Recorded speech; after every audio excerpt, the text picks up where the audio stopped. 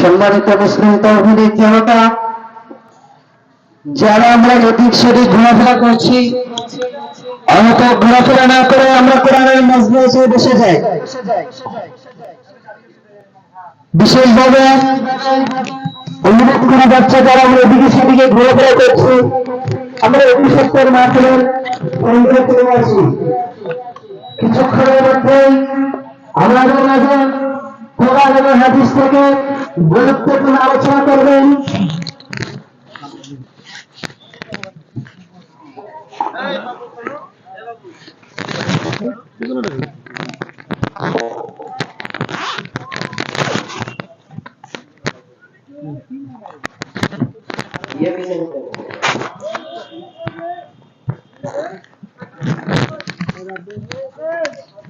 দাঁড়ান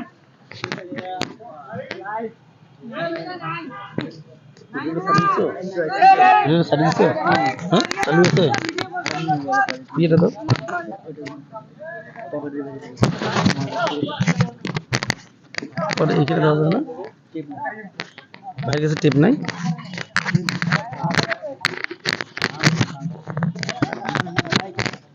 ভাইয়ের কাছে টিপ নাই।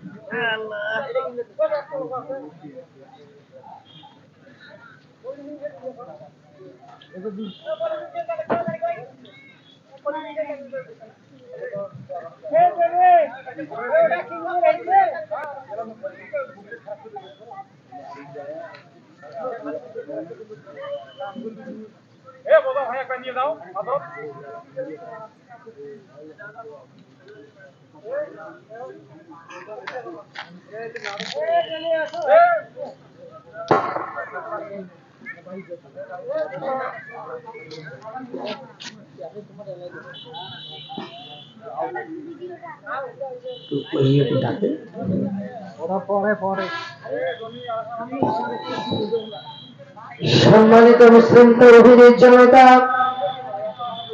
এই পর্যায়ে কোরআন কারীম থেকে গুরুত্বপূর্ণ আলোচনা পেশ করবেন হযরত মাওলানা ইরফান হোসেন, শিক্ষক, মাদ্রাসাতুন নববিয়া, লালবাগ মিস্ত্রিপাড়া, রংপুর। শালবন মিস্ত্রিপাড়া, রংপুর। হযরতে তার গুরুত্বপূর্ণ তাকরীর পেশ করার জন্য সবিনয় অনুরোধ করছি।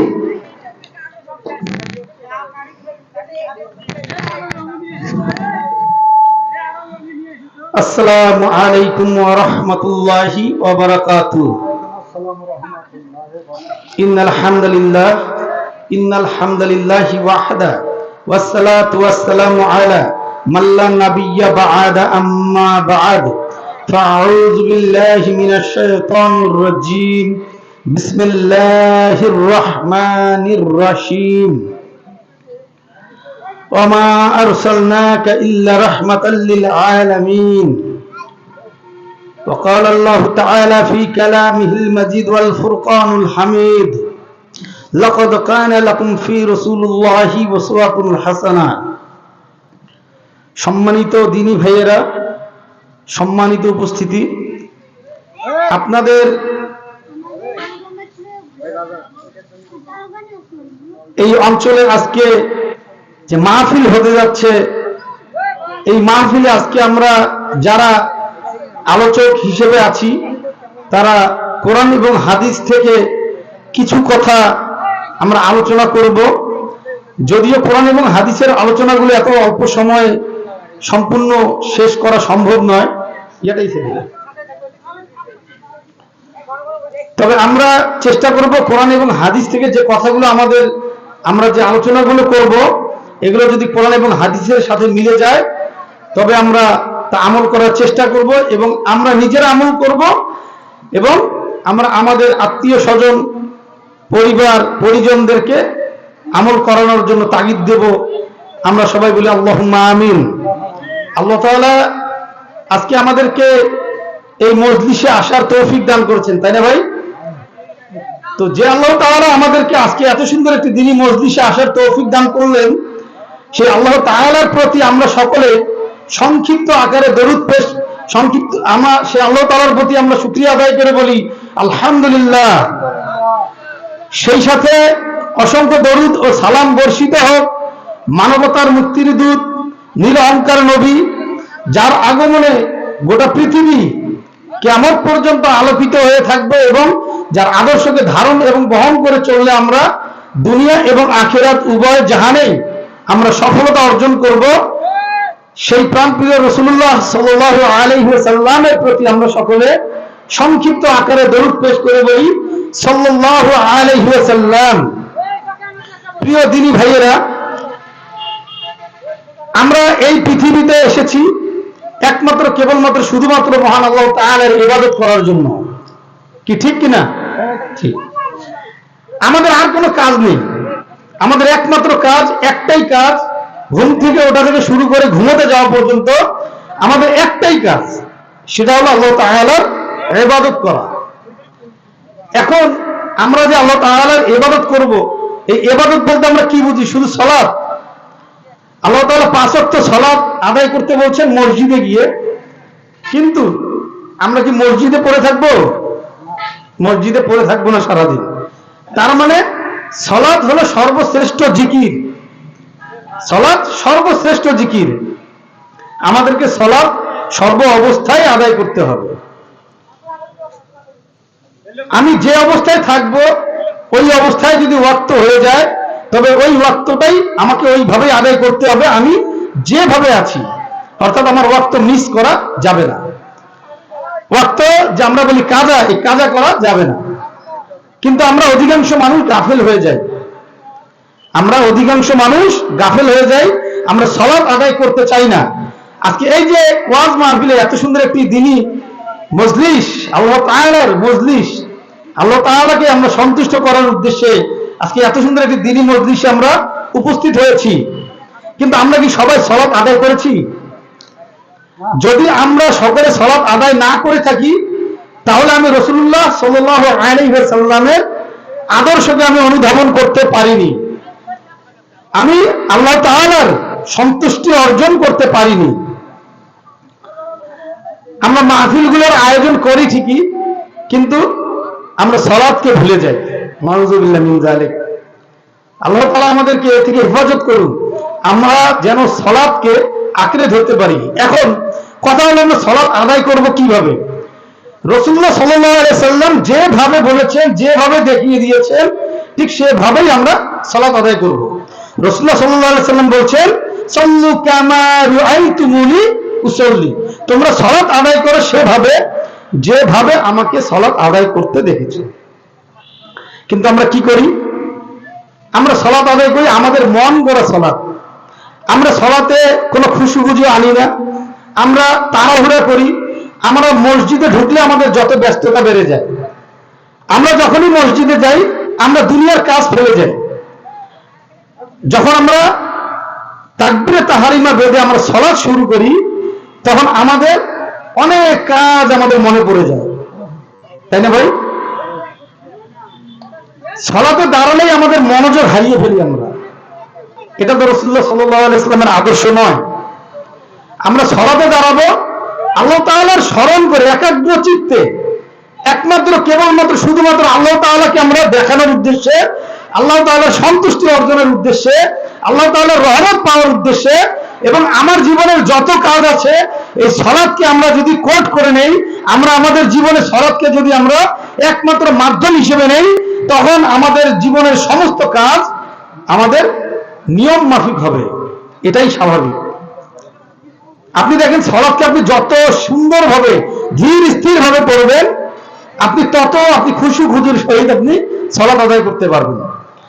আমরা সালাতে দাঁড়ালে খুশুখুজু হারিয়ে ফেলি, অথচ রাসূলুল্লাহ সাল্লাল্লাহু আলাইহি ওয়াসাল্লাম বলছেন যে তোমরা কোরআন, আমরা যে কোরআন, এই যে কোরআন যে তেলাওয়াত করব, আল্লাহ তাআলা বলছেন তোমরা কোরআনকে ধীর স্থির ভাবে সুন্দরভাবে তেলাওয়াত করো।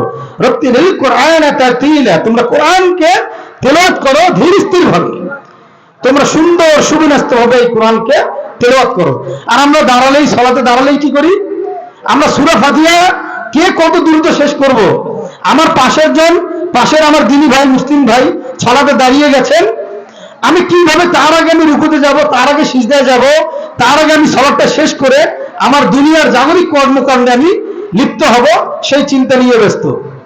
রুকুতে গেলাম, আমি তিনবারও যেন তাসবিহ বলবো, সুবহানা রাব্বিয়াল আলা, সুবহানা রাব্বিয়াল আযীম, সুবহানা রাব্বিয়াল আযীম, সুবহানা রাব্বিয়াল আযীম। এই যে আমি এই যে তাসবিহ পাঠ করব, এই তিনবার বলতে একটা সময় লাগে।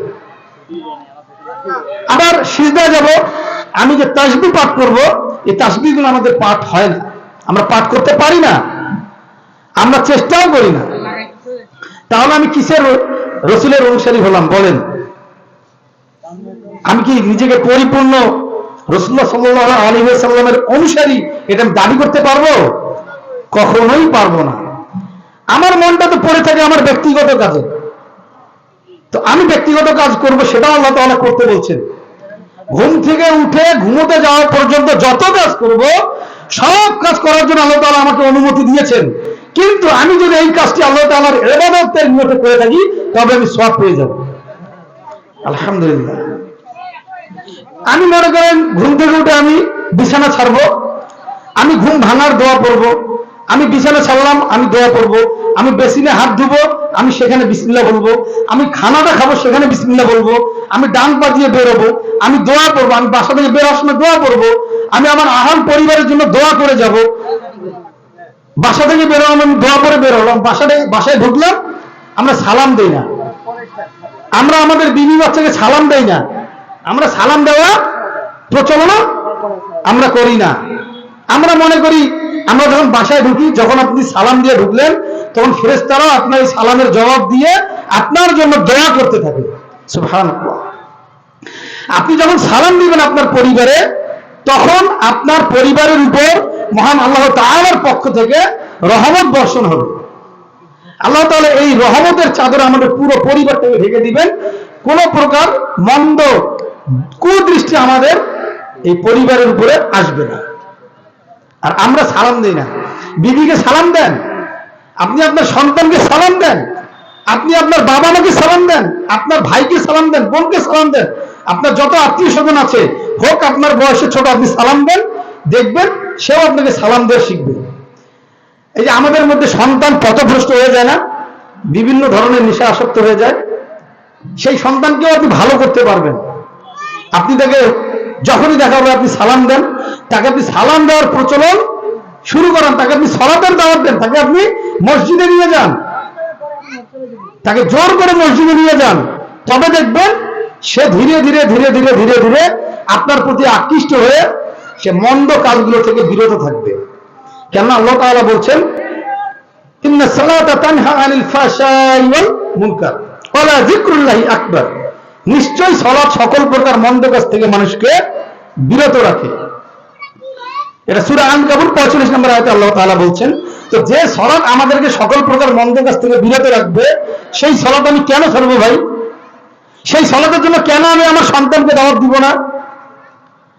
আপনার সন্তান সালাতে আসছে না, আপনি ফজরের সালাতটা আপনি মসজিদে গিয়ে পড়লেন, আলহামদুলিল্লাহ, কিন্তু আপনি কি আপনার এই সন্তানকে ডেকে দিয়ে আসলেন? আপনি আপনার সন্তানকে আপনি মসজিদে নিয়ে আসলেন? আপনার ছেলেকে আপনি নিয়ে আসলেন না। আপনি আপনার স্ত্রীকে, আপনার কন্যাকে, আপনার মাকে, আপনার বোনকে আপনি সালাতের জন্য তাগিদ দিলেন না। তাহলে কি হবে?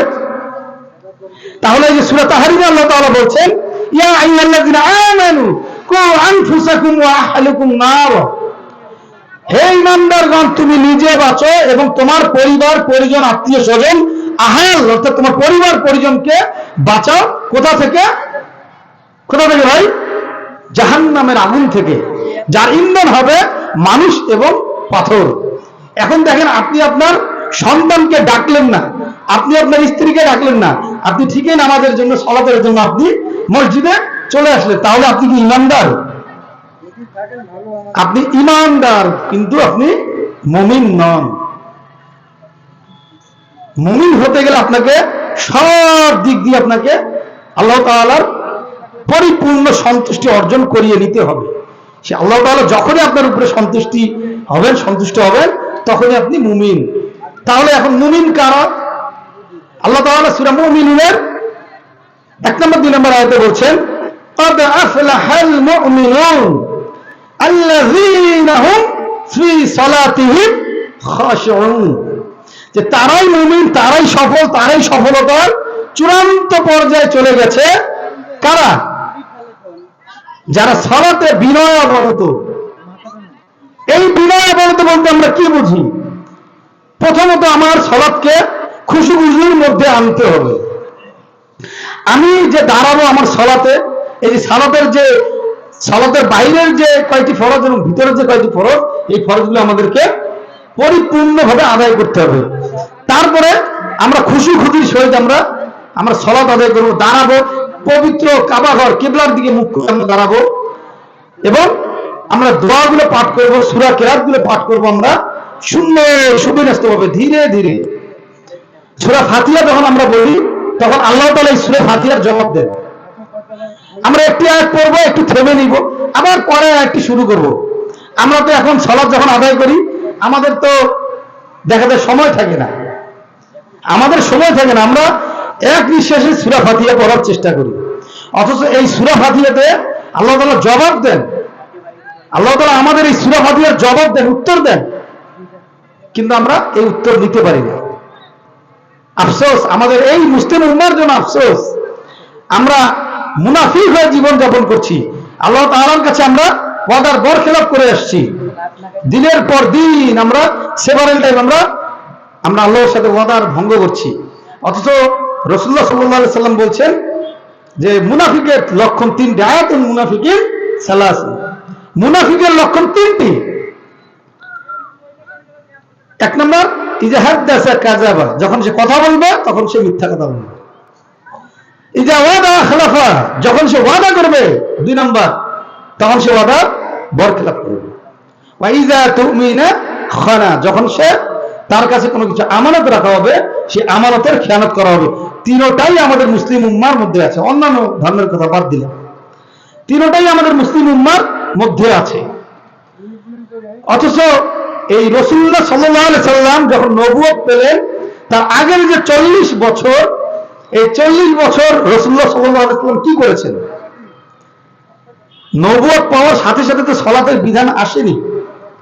তার আগে এসেছে মিথ্যা কথা ছাড়তে হবে, সুদ ঘুষ মন্দ কাজ এগুলো ছাড়তে হবে, অন্যায় অত্যাচার মানুষের হক মেরে খাওয়া, তারপরে জমি আত্মসাৎ এগুলো করা ছেড়ে দিতে হবে। আমরা এগুলো করি, অথচ আমরা সালাত আদায় করি, এই কাজগুলো করি। তবে কিভাবে আমাকে আমার সালাত মন্দ কাজ থেকে বিরত রাখবে? তাহলে আমি কিভাবে বুঝবো যে আমার সালাতে খুশি আসছে? ওই যে বললাম, কদ আফলাহাল মুমিনুন আল্লাযীনা হুম ফি সালাতিহিম খাশিউন। আমি যদি সালাতে বিনয়বরতা নিজেকে মনে করি তবে আমার এই মন্দ কাজগুলো আসবে না। যদি আমি 5 ওয়াক্ত সালাত আদায় করার পরে এই মন্দ কাজগুলো করি তবে বুঝতে হবে যে আমি সালাতে বিনয়বরত নই, আমার সালাত হচ্ছে না, যদি আমি মন্দ কাজগুলোর সাথে জড়িত থাকি।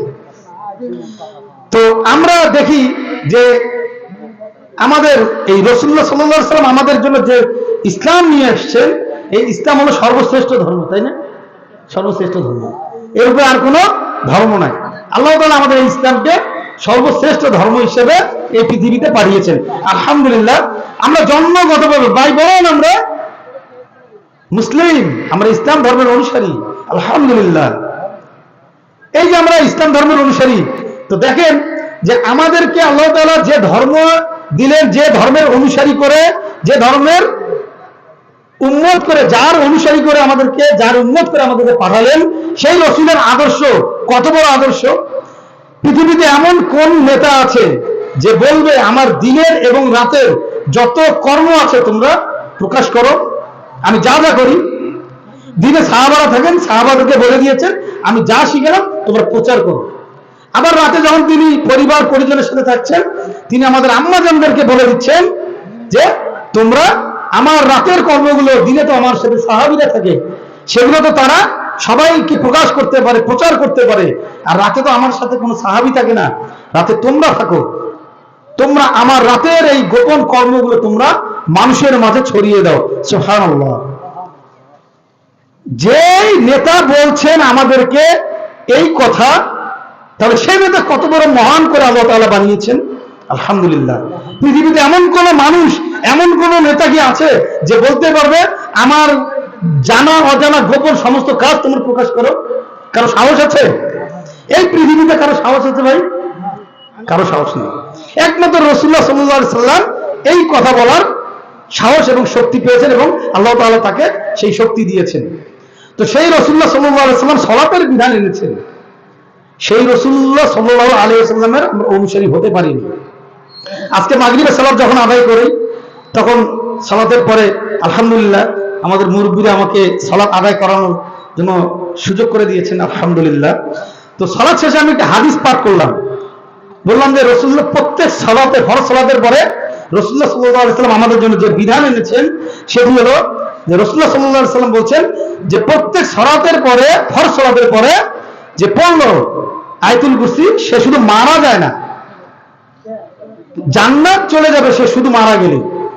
তার মানে সে মারা যায় না, মরলেই সে জান্নাতি, সে মরলেই জান্নাতি। মান কারা আয়াতুল কুরসি ফি দুবুরি কুল্লি সালাতিন মাকতুবা, যে প্রত্যেক ফরজ সালাতের পরে আয়াতুল কুরসি পড়লো সে মারা গেলেই জান্নাত। আলহামদুলিল্লাহ। তো যে রাসূলুল্লাহ সাল্লাল্লাহু আলাইহি সাল্লাম বলছেন আমাদেরকে এই ফরজ সালাতের পরে আয়াতুল কুরসি পড়তে, আমরা সেই রাসূল সাল্লাল্লাহু আলাইহি সাল্লামের আদর্শকে অনুসরণ করে আমরা আয়াতুল কুরসি পড়বো। এটা আমার রাসূলের আদর্শকে মেনে নেওয়া হবে। আমাদের যুব সমাজ আজকে যারা এখানে, এই যে যারা আপনারা ওয়াজ মাহফিলে আয়োজন করেছেন, যারা যুবকরা, তো তারা দেখেন অনেকে টাকনুর নিচে প্যান্ট, অনেকেরই টাকনুর নিচে প্যান্ট। তো রাসূলের আদর্শ কোথায় থাকলো ভাই? আমি যুব সমাজদেরকে উদ্দেশ্য করে দু একটি কথা বলবো, এরপরে শেষ করে দিব। তো আমি যুবকদেরকে উদ্দেশ্য করে এবং সবাইকে, সকল প্রকার মুসলিম উম্মাহকে উদ্দেশ্য করে বলছি যে আমরা এই টাকনুর নিচে প্যান্ট পরবো না, এটা রাসূলুল্লাহ সাল্লাল্লাহু আলাইহি সাল্লামের আদর্শ না।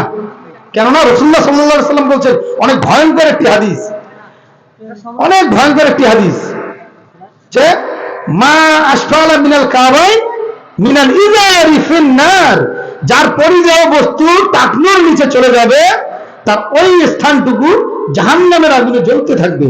নাউযুবিল্লাহ মিন যালিক। তাহলে আমরা কার অনুসরণ করছি? যদি আমি টাকনুর উপরে প্যান্ট পরি, আমি আমার রাসূলুল্লাহ সাল্লাল্লাহু আলাইহি সাল্লামের আদর্শকে অনুসরণ করছি, আমি রাসূলুল্লাহ সাল্লাল্লাহু আলাইহি সাল্লামের আনিত বাণীকে আমি মেনে নিচ্ছি। আর যখনই আমি টাকনুর নিচে প্যান্ট পরবো বা কোনো পোশাক পরবো, তখন আমি অন্য বিজাতীয় কালচার অনুসরণ করলাম, বিজাতীয় কোনো মডেলকে আমি ফলো করলাম। আর তখনই রাসূলুল্লাহ সাল্লাল্লাহু আলাইহি সাল্লাম অপর আরেক হাদিসে বলছেন, মান তাশাব্বাহা বিকওমিন ফাহুয়া মিনহুম, যে যার সাদৃশ্য অনুসরণ করবে কাল কিয়ামতের দিন তার সাথেই তার হাসর নাসর হবে। ইয়াউমাইযিন ইয়াসদুরুন নাস আস্তাতাল লিউরাউ আমালাহুম, কাল কিয়ামতের দিন এই মুসলিম উম্মাহকে, এই মানুষগুলোকে, এই পৃথিবীর সমস্ত মানুষগুলোকে দলে দলে বিভক্ত করা হবে, যে যার অনুসারী ছিল, যার সাথে যার সম্পর্ক ছিল, যার সাথে যার বন্ধুত্ব ছিল, তার সাথেই তার হাসর নাসর হবে, তার সাথেই তাকে আল্লাহ তাআলা কাল কিয়ামতের দিন তুলবেন। কেননা কিয়ামত হবে, এটাই সত্য কথা।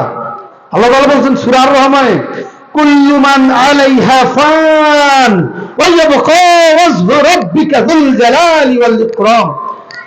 তো যদি কিয়ামত হবে, যেহেতু কিয়ামত হবে, আমাদেরকে এটা মেনে নিতে হবে, তবেই আমি ঈমানদার। আর কিয়ামত হবে এটা যদি আমি বিশ্বাস করে নেই, মেনে নেই, তাহলে আমার জীবনের সমস্ত প্রক্রিয়া পরিচালনা করতে হবে আল্লাহ তাআলার সন্তুষ্টি অর্জনের জন্য। আল্লাহ তাআলার সন্তুষ্টি কামনা করে আমরা আমাদের এই দিন যাপন করব, এটা আল্লাহ তাআলা চাচ্ছেন এবং চান। আর আমরা যা কিছু করব একমাত্র কেবলমাত্র শুধুমাত্র রাসূলুল্লাহ সাল্লাল্লাহু আলাইহি সাল্লামকে মেনে এবং তার আদর্শকে ধারণ করে। তো আল্লাহ তাআলা আমাদের জীবনে যত কাজ আমরা পরিচালনা করব, সমস্ত কাজ আল্লাহ তাআলা আমাদের রাসূলুল্লাহ সাল্লাল্লাহু আলাইহি সাল্লামের আদর্শ অনুযায়ী এবং কোরআন এবং সুন্নাহ অনুযায়ী করার তৌফিক দান করুন। এবং আল্লাহ তাআলার সন্তুষ্টি অর্জনের নিমিত্তে আমরা আমাদের জীবনের সমস্ত কাজ করতে পারি। আল্লাহ তাআলা আমাদেরকে সেই তৌফিক দান করুন। আমরা সবাই বলি আল্লাহুম্মা আমিন। আসসালামু আলাইকুম ওয়া রাহমাতুল্লাহি ওয়া বারাকাতুহু।